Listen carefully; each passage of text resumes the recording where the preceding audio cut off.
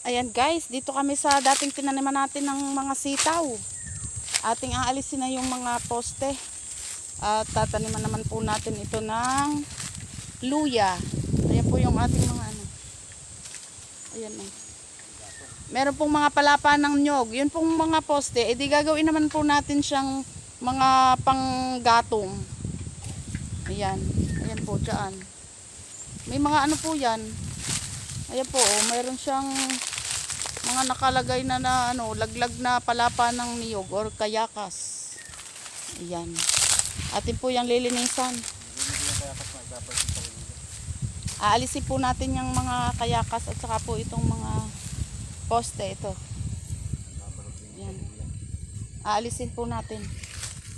Ayun lamang po, mamaya pakikita ko ulit sa inyo pagka po naalis na.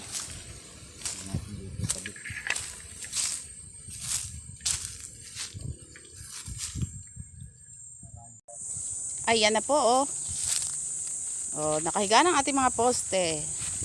Yan, malinis na. Yan oh. Yung mga poste pong yan, gagawin natin kahoy para hindi masayang. Ayan. Maganda po yan kasi ano, ating puputol-putulin, panggatong natin yan. Ating igagatong yan sa ating mga sinaing pag tayo nagluluto ng pananghalian. Ayan oh. Ayun, oh, malinis na. Ito naman pong mga palapa na ito, ibabalot naman natin doon sa ating luya. Ayan. Gagamitin po natin pambalot doon sa ating mga luya pag atin yung inilipat. Ayan po oh, maganda na. Tataniman din po natin yan ng gulay pagka po umulan. Makikita po ninyo kung anong aming itatanim dyang mga gulay.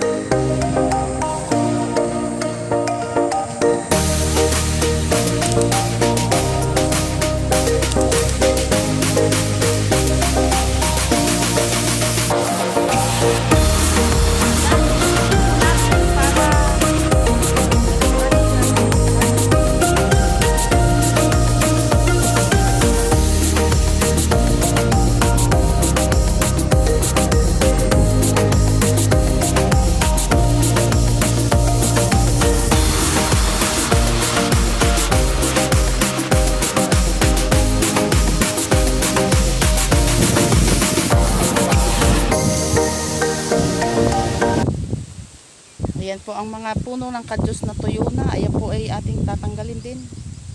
Ayan po. Yung kaya po natin bunutin ay bubunutin na.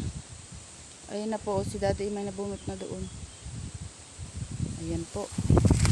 Bubunutin na.